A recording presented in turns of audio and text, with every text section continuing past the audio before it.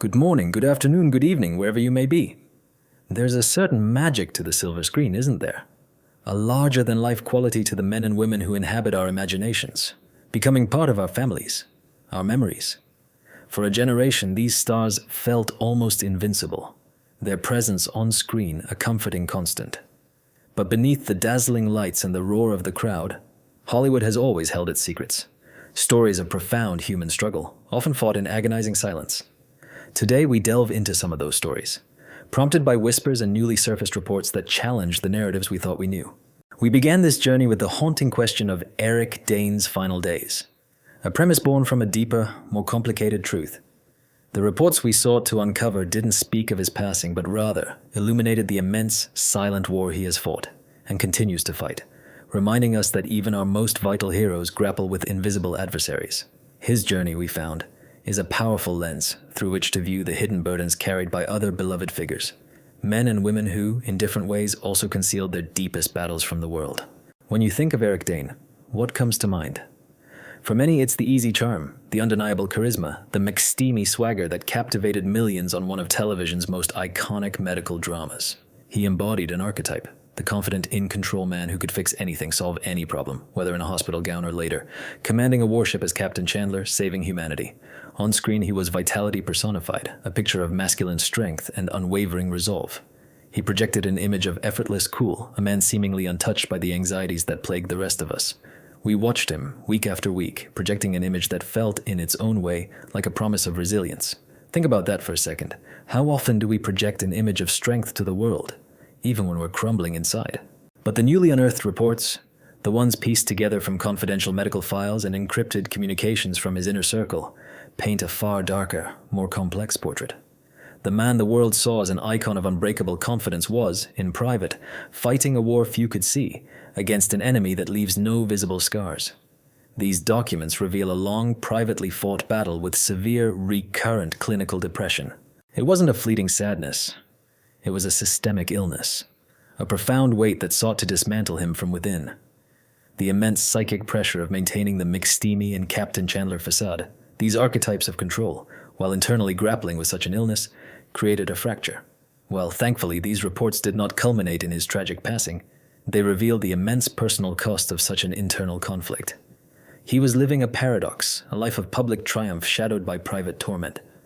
We've since learned that he was deeply aware of this tragic lineage, seeing himself in the struggles of other titans who crafted legacies of immense joy and strength for the world, all while being silently consumed by their own minds. The cruelest irony, the one that whispers through every redacted line of these reports, is the chasm between his on-screen invincibility and his off-screen vulnerability. He played the doctor who could fix anybody, the captain who could save all of humanity, and the patriarch who wielded absolute, terrifying power. Yet the real man, Eric Dane, was confronting an illness of the mind that no scalpel could excise, no heroic action could defeat. The very characters that made him an icon of strength were a stark, painful mirror to the internal battle he was losing. A battle he hid in plain sight behind the most confident smile on television. It makes you wonder, doesn't it, what invisible battles are being fought by the people we admire most? From the moment Matthew Perry first uttered a sarcastic quip as Chandler Bing, he became an indelible part of our collective consciousness. For 10 seasons, he was the witty, charming, and often hilariously awkward friend who brought laughter into millions of homes. We invited him into our living rooms every week, watching him navigate love, friendship, and the everyday absurdities of life in New York City. His timing was impeccable, his delivery a masterclass in comedic nuance. He was, to many, the heart of the show, a character so beloved that his lines are still quoted verbatim by fans across generations. He was a television icon, a man who achieved a level of global fame that most can only dream of. Yet beneath that veneer of comedic genius and immense success lay a decades-long, agonizing struggle. Matthew Perry was one of the few who, with immense bravery, chose to share his private torment with the world, detailing his lifelong battle with powerful substances and the relentless grip of addiction in his memoir. He was, by his own admission, at his sickest during the height of his fame, a profound disconnect that few could fathom. He spoke openly about the isolation, the fear, and the countless attempts to find sobriety. His story became a beacon for so many, a testament to the raw honesty required to confront such a devastating illness. He wanted to be remembered, not just for making people laugh, but for helping others find their way out of the darkness he knew so intimately. The official coroner's report, when it finally emerged, lifted the veil on his final moments, revealing a heartbreaking turn in his journey. His passing was ruled an accident caused by the acute effects of ketamine. The narrative emerging from the toxicology screen was not one of a simple return to street substances. He was undergoing ketamine infusion therapy for depression, a modern therapeutic tool to combat the very demons he had chronicled. The report indicated he was last treated a week and a half before his passing, but the level of ketamine in his system was equivalent to that used during general anesthesia. This finding exposed a hidden, final struggle, a man using an authorized therapeutic tool to fight his demons, only for that very substance, obtained and used outside of medical supervision on his final day, to be the cause of his accidental passing. Contributing factors listed were drowning, coronary artery disease, and the effects of buprenorphine, a medication often used to treat addiction. The most profound and devastating irony is found in Matthew Perry's own words. He stated repeatedly that he didn't want to be remembered for friends, but for how many people he helped to get sober. His life's work had become a beacon of radical honesty about the big terrible thing. Yet, the final chapter revealed by the coroner showed that even with immense self-awareness, wealth, and a desire to heal, the battle was never truly over. He passed away alone as a result of a substance he was using as a modern therapeutic treatment to escape the very pain he had so publicly chronicled. His greatest fear was passing away alone from his addiction, and in a cruel twist of fate, he passed away alone as a result of his treatment for it. His passing became his final, unintended, and most powerful lesson on the terrifying persistence of the disease he fought so desperately to conquer. It's a sobering thought, isn't it? That even with all the resources in the world, some battles are just too profound. Kirstie Alley burst onto our screens with a vibrant, unforgettable energy. From her Emmy-winning role as Rebecca Howe in Cheers to her beloved turn in Look Who's Talking, she was a force of nature, bold, funny, and refreshingly outspoken. She had a way of cutting through the Hollywood polish with her genuine, often unfiltered personality. She was a woman who lived her life publicly, sharing her struggles with weight, her faith in Scientology, and her political views with a candidness that was both endearing and, at times, controversial. She was, in many ways, an open book, a celebrity who seemed to hold little back from her adoring fans and curious public. You knew where Kirstie stood, and that was part of her charm, part of what made her feel so real, so accessible.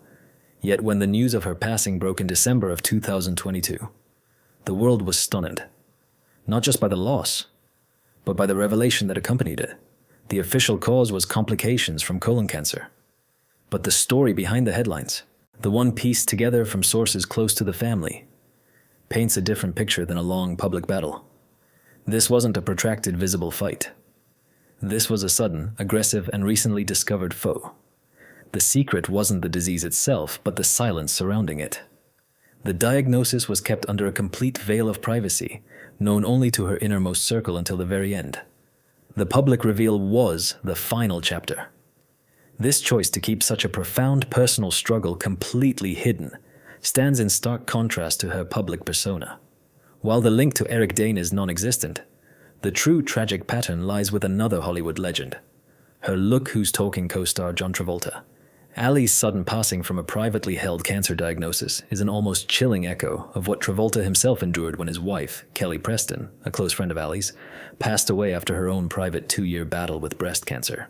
The secret these legends truly shared wasn't a hidden scandal, but the all-too-common pact of facing a devastating diagnosis away from the public glare that defined their lives. They chose to protect their privacy, to fight their most personal battles on their own terms, far from the prying eyes of the world. The ultimate irony, the one that investigators and biographers will circle for years, is the nature of the secret itself. Kirstie Alley was a woman who built a career on being defiantly public. Her weight, her faith, her politics, her feuds, it was all laid bare for public consumption and debate. The great final irony is that this titan of radical transparency, a woman who seemingly hid nothing, chose to keep her most profound and human struggle, her own mortality, a complete secret. The leaked report was her death certificate, the only document that could finally reveal what she wouldn't. It makes you pause, doesn't it? To think that even the most open among us might choose to face their deepest fears in solitude. Ray Liotta was an actor who commanded attention the moment he appeared on screen. With his piercing blue eyes and an intensity that crackled, he specialized in characters who felt like exposed electrical wires, unpredictable, dangerous, and utterly captivating. He was the kind of actor who could make you lean forward in your seat, whether he was playing the charming but volatile Henry Hill in Goodfellas, or a complex, flawed hero in countless other roles. He embodied a raw, visceral masculinity that felt authentic and unapologetic. He didn't just play tough guys. He was a tough guy, at least on screen. And his performances left an indelible mark on cinematic history.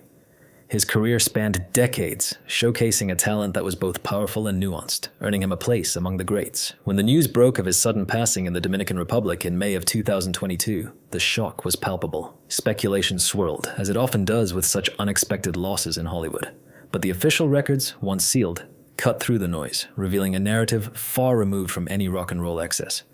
The truth was a quiet, insidious medical collapse. Autopsy reports, which we've gained access to, cite the cause as severe respiratory insufficiency, pulmonary edema, and acute heart failure. The secret Liotta was hiding wasn't a scandal. It was a body breaking down under the silent, relentless siege of atherosclerosis, a common, yet often invisible, cardiovascular disease. He was projecting his signature intensity on screen while his cardiovascular system was failing, a fact he kept intensely private, presumably to continue working and doing what he loved. The erroneous inclusion of Eric Dane's name in preliminary reports pointed our investigation toward a deeper, more resonant truth.